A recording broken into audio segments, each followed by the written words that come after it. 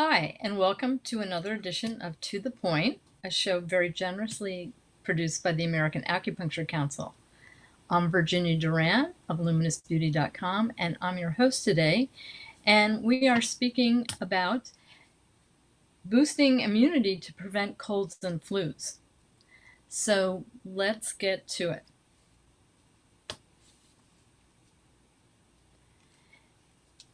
I just wanted to start with a little reminder about the perspective that Chinese medicine has on boosting immunity, right? Because it is a little different, and it adds another dimension of your understanding and your treatment strategy.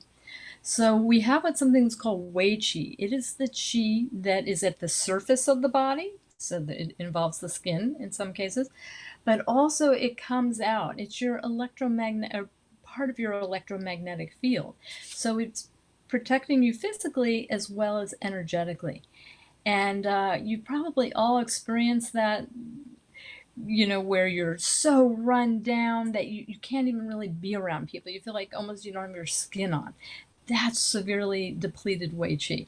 So we want to keep that up for both reasons. And of course, there are different aspects to immunity than more than what we're going to talk about today, and different categories of viruses.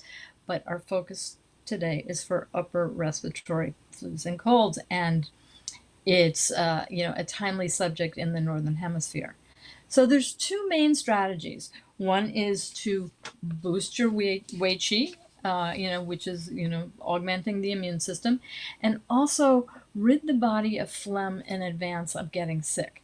Because there's tests have shown that some people who have that symptom where they can't breathe when they get a really bad upper respiratory condition, there's phlegm blocking the airways, usually old sticky phlegm. So I'm going to talk about some formulas for both of those, as well as lifestyle tips, supplements, and points. So here we go. Some lifestyle tips. I think the two of the things that you can actively do are doing qigong to generate your Wei Qi, and doing something like pranayama, yogic breathing, also has that effect of really building up the Wei Qi. Of course, vigorous exercise is going to be very helpful. Acupuncture is shown to have immune regulating effects, and you want to limit your exposure to EMFs as much as possible because they're going to affect things. Also, you want to get adequate sunshine. Don't worry so much about, damaging the skin with a little sunshine. Really, we need that vitamin D. So in the winter, you could try to, on a sunny day, get out and get maybe 15-20 minutes of sunshine. Your face, if it's possible, roll up your sleeves and your arms to get a little bit, but it's absorbed through the skin. Of course, getting adequate rest and good quality sleep. So you might want to think about turning off your devices and anything where you're taking in blue white, because it's very stimulating and you'll have a harder time falling asleep or having a deep restful sleep when you go immediately from being on your computer all night to trying to go to sleep. Stress management. We know stress affects the immune system, right?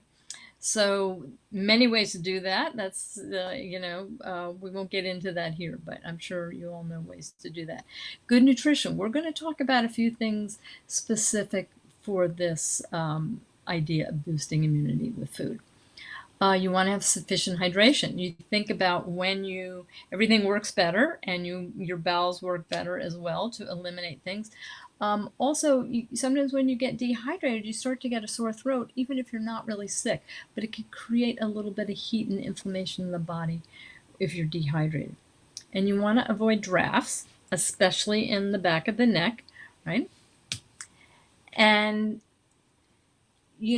for some dietary considerations, I, I really think for this, it's important to be dairy-free or as much as possible. And if you are going to have dairy, stick to goat's milk rather than cow's milk, because human mother's milk has very low levels of casein. And casein is what what Elmer's glue is made of, that white, sticky, phlegmy stuff, right? That you produce in the body when you eat a lot of dairy. And cow's milk has 200 times more casein than human mother's milk. Goat's milk only has about 20 times more casein than human mother's milk. So try to get used to it. There are goat products that don't taste as goaty. You can make that adaptation if you really want to do this, because in Chinese medicine we're very aware of the importance of phlegm, how much it's a factor in creating some diseases and tumors and things like that. And disease is created along a continuum. That's our understanding. That's one of the great gifts of Chinese medicine. And so if are always having dairy and you have a little drip and you have, sinus things constantly, and or, little residual phlegm in your lungs from something, it's has the potential of turning into more things, more serious things. So there's a lot of immune boosting and antiviral medicinal mushrooms.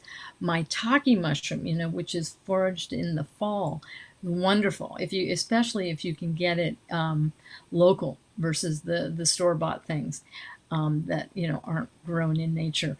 Blue oyster mushrooms, also very immune boosting, and nature provides these remedies at that time of year.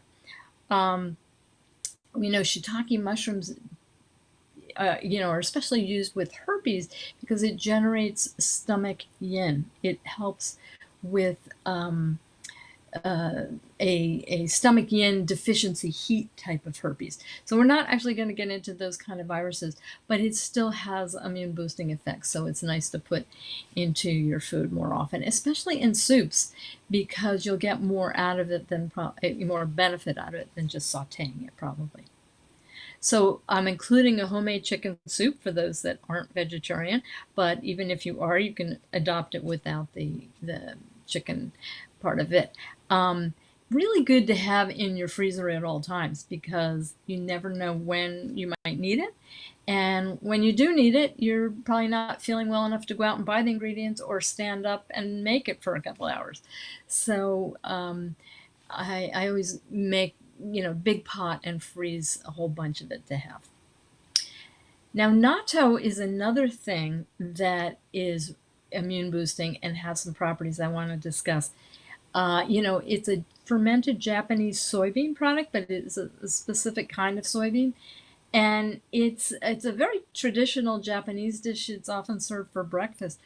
It's not so popular here. The taste, it's not that strong of a taste, but there's a texture to it that is a little strange that people can be have an aversion to. But just close your eyes if that's the case. It's so good. It's like a natural blood thinner, which as we get older we might need, or it's good for all the blood stagnation we're seeing now from people with a certain virus, or they've been jabbed.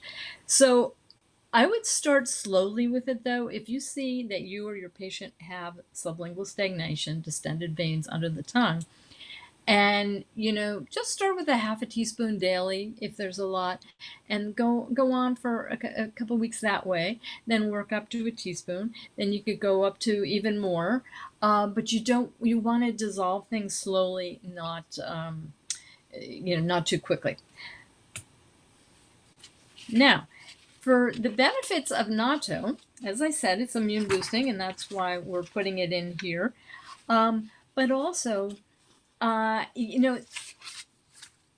has this unique probiotic and called Bacillus subtilis, and the strain was tested in an elderly population, and it was compared to people taking a placebo, and the outcome was that 55% less likelihood to suffer from respiratory infections in the natto group. It's rich in vitamins, minerals, and protein, high in vitamin C, zinc, selenium, copper, and iron, all important in immune function. It has K2 and K1, which is really beneficial. Now, K2 is kind of amazing because it helps the calcium from depositing in the arteries, right? And there was a study that showed 57% lower risk of dying from heart disease when eating foods with K2. So this is a little bit unusual. And then the K1 is a natural blood thinner, and that's going to help them prevent and dissolve blood clots and stasis. Very important these days. So there's probiotics and fiber in it that can also be helpful with preventing weight gain and optimizing weight loss. And when you have your weight managed, your immune system's going to function better. So just to remind you, for anyone that doesn't know, generally herbs are taken on an empty stomach and supplements are ingested with food. There's some exceptions, but as a general rule. This Chinese herbal formula for immune boosting is fantastic. It's called Jade Windscreen or Yuping Fang Song. And excuse me if my accent is not perfect, but you can see what I'm talking about there by reading the slide. It boosts immunity and specifically for colds and flus. So I take this when I'm going to be around crowds of people, sometimes when I'm feeling run down or I'm going to be treating patients. And when you're at more higher risk situations like, air travel. And it's unbelievable how effective it is. And in fact, in 2005, there was a study published with 3,160 people that were at-risk hospital workers. And during the SARS-CoV-1 epidemic, then in 2003, nobody that took the Yuping Fang Song contracted the virus. It's very, very, very, very, very, very helpful. Now, Jade Windscreen, or Yuping Fang Song, also Astra C, which is a modified formula of this. I think just has a little bit, tiny bit of zinc and vitamin C added. But you could use any of them. But these should not be taken with autoimmune conditions. So if you or your patient have that, then you might have to find an alternative because it has astragalus in it, and that's one of the herbs that shouldn't be taken with autoimmune. But it is a great herb. It's also called milk vetch in English, common name, or huangqi. And the studies show that astragalus is a powerful immune regulator by enhancing the production of T helper and regulatory B cells. It also acts to reduce inflammation by regulating the release of pro-inflammatory cytokines. So we don't want any cytokine storms. So you want to have your body in, what you would take. If you have one, that's a different story. But this is to make you less likely to. So there's a couple links there where you can see research on it if you're interested. Okay. Now, this is a really time-tested, great phlegm-resolving herbal formula. Urchin Tong, Tong meaning tea, or it could say Urchin Pian, meaning pill, or Wan.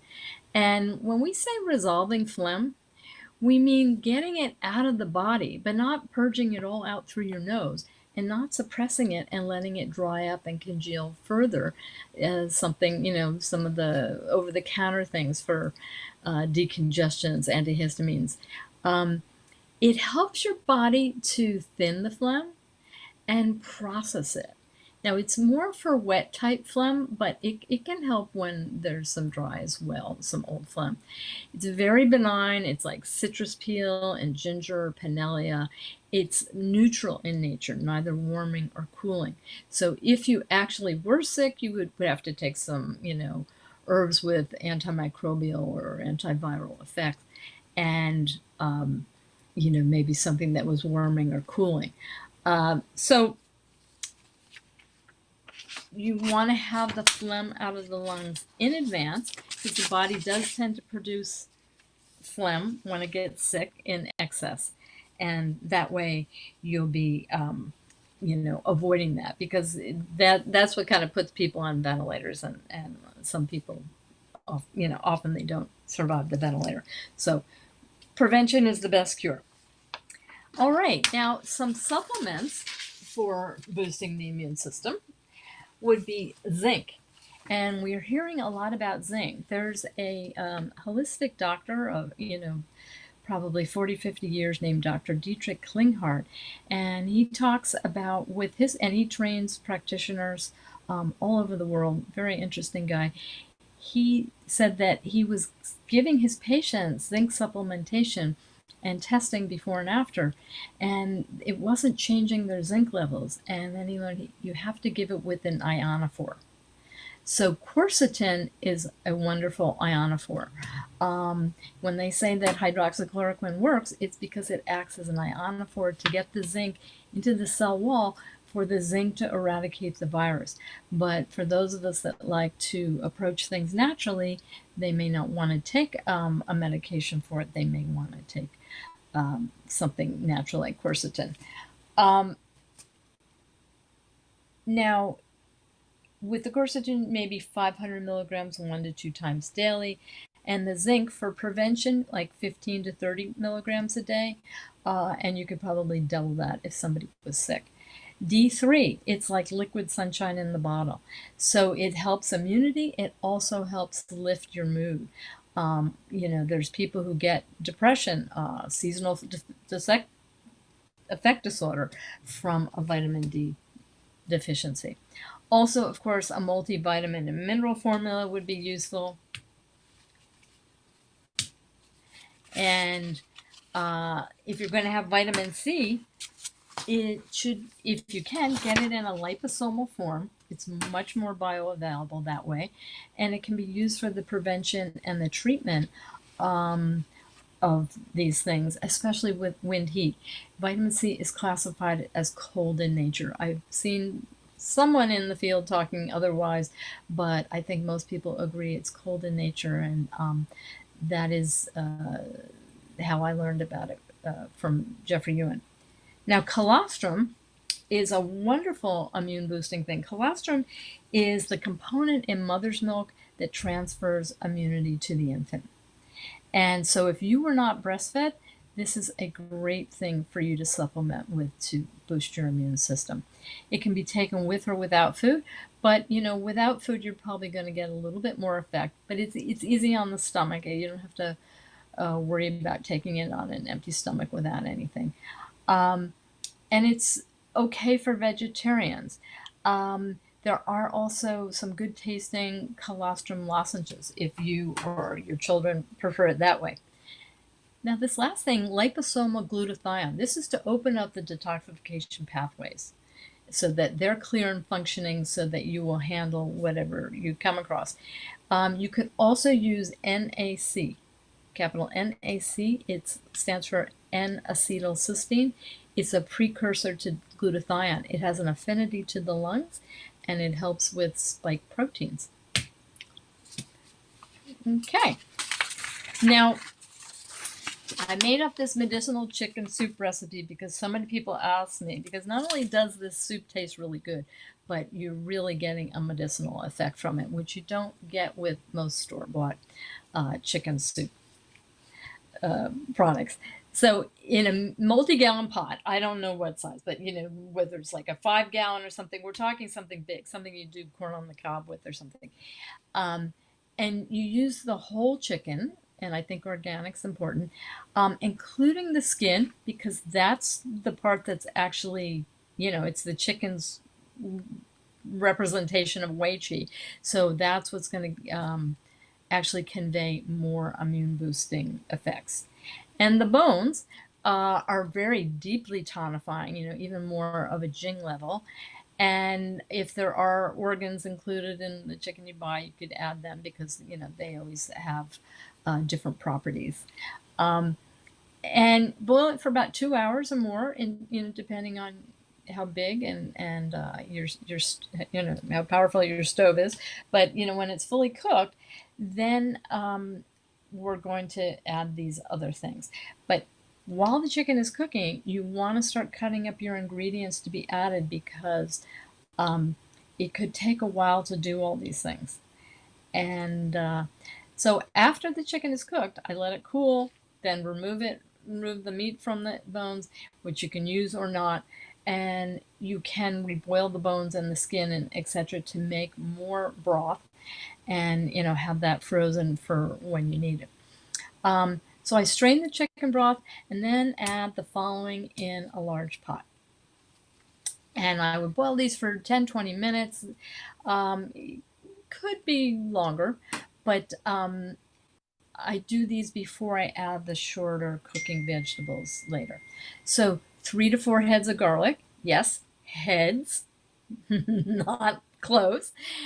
And, you know, it has antibiotic properties. It's warming in nature. It tastes great. Um, a bunch of scallions. Scallions are especially warming in nature, so good for very early stage flus and colds. And you know, if your body tends to get more wind cold than wind heat, or you know you're in a cold climate, your body runs a little cold, having you know these alliums, the garlic and scallions, even leeks will be helpful. So leeks are a little bit neutral to warming and they have a little bit more tonifying effect. So they're good in general, recovering from debilitating illness or just, you know, a general tonic. 2 to 3 onions, good for the sinuses in particular. And having a large piece of ginger, you know, it could be the size of a small hand before you cut it up, depending on, you know, again, how much you're doing. But you want the medicinal effects of the ginger, and of course, it's going to make it taste great. So with the ginger, you want to remove the peel and cut into, I do medium-sized chunks. It not only is a little quicker, but it's kind of nice to get a little chunk in your soup when you have it. So we know that ginger is quite warming in nature, and it's typically, you know, used for warming the digestion, great for vegetarians and vegans, but it also helps warm the lungs a little bit. Fresh turmeric root because it's so highly anti-inflammatory. But you know, just bear in mind, turmeric can stain your clothes and it can stain your skin temporarily. So I like to add cilantro leaves, not just for the taste, but I'll do some in the beginning and then some as a garnish, but also they are medicinal in that they help the body detox heavy metals.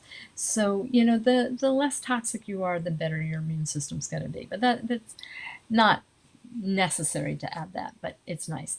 Shiitake mushrooms, we talked about before, being antiviral, maitake, immune boosting, and you know using fresh and locally foraged if possible, because the the store bought ones that are you know prepackaged and stuff, they're not nearly as medicinal as the real thing. So having your chicken meat is optional in this soup, but if you are vegan, you know if you could do the chicken or vegetarian, if you could do the chicken broth as a medicinal thing, I know some people won't, but at least use these other ingredients for their medicinal effect. And then adding towards the end, because I don't want to overcook, I might put in asparagus. You know, it has a great diuretic effect. Some cooking green could be, you know, kale, green chard. If you had red chard, it's going to affect the color. Um, or collards, but the lacinato kale is a really nice texture and it's not too strong of a cruciferous taste in the soup. So I chop that up into medium sizes. And then optionally, you could add something like green beans, which are great for blood sugar, and doing medium sized pieces. I'd probably do them a little bigger than small pieces because you don't want them to overcook. And if generally I try to do it without starch, I do it without, you know, regular potatoes, but sometimes I'll put some sweet potatoes in to give it a little more body and a little bit of sweetness, but it's not always necessary. You could also use delicata squash as a nice addition, and that's not too starchy. So you can garnish with fresh cilantro leaves, and serve hot immediately before the volatile oils of the ginger evaporate. It's really nice. And then allow it to cool and freeze it.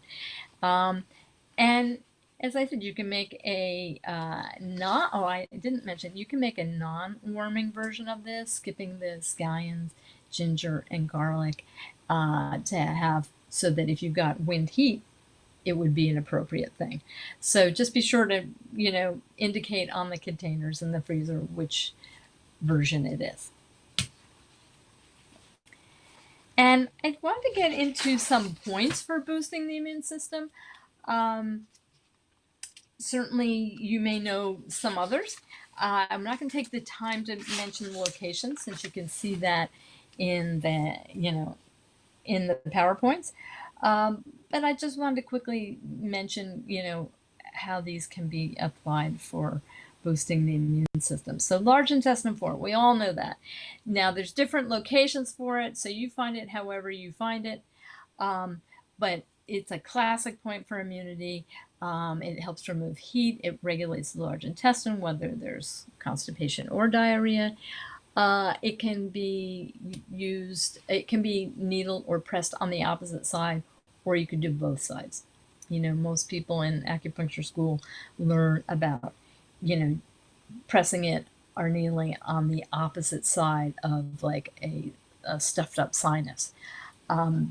It'll, even if you do it the same side, it'll eventually clear it. But they have found in cadavers where the meridians are still alive for a few days after people pass, that the large intestine meridian in about 80% of people, probably right-handed people, I'm just guessing, making that assumption, the large intestine meridian goes up one side and ends at the opposite LI20. Now, lung 7 is also a great immune booster. We talk about it resolving the exterior, dispelling wind, and it's just, it has such a powerful effect on the head and the neck. So very, very beneficial. Stomach 36 does everything but your laundry, right? It strengthens the whole body, including the immune system, tones the muscles, aids digestion, helps with fatigue. Just a good general immune point. Large intestine 11 is, benefits the immune system, but especially for clearing heat.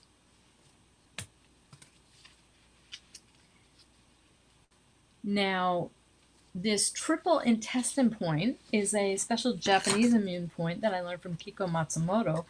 And it's also really, really good. Like most of her things are really exceptionally useful. Kidney 16 is another thing used, especially in Japanese acupuncture. So you're palpating around the navel to find two positions on each, a position on each side that is perhaps sensitive. You can feel if there's something that feels a little tight, or if something is a little bit yielding and deficient. But this is very strong and deep, and for deep immune boosting. You don't always need it for a cold and flu. And kidney 27, is another great one for immune boosting, deep immune boosting. Now, Senja 5, triple heater 5, triple warmer 5, however you refer to it. This helps resistance to colds and flus and can be used for heat conditions. And Ren 17, right? It's really great for so many emotional things: anxiety, anguish, depression. And we know that depression really affects the immune system. In fact, when you have a strong emotional reaction, like you get angry at someone or you get quite depressed, it really brings your immune system down, and you're prone to, especially with anger, getting a cold or flu in about 48 hours time. So want to keep our hearts open, and that's going to help boost our immune system. Also regulates the thymus. So If you want to reach me for anything, you can contact me through my website, luminousbeauty.com, and there's links for Facebook and Instagram. And I wanted to again thank the American Acupuncture Council for producing this show. And next week we have Sam Collins. So until then, have a good week. Stay calm. Boost your immune system.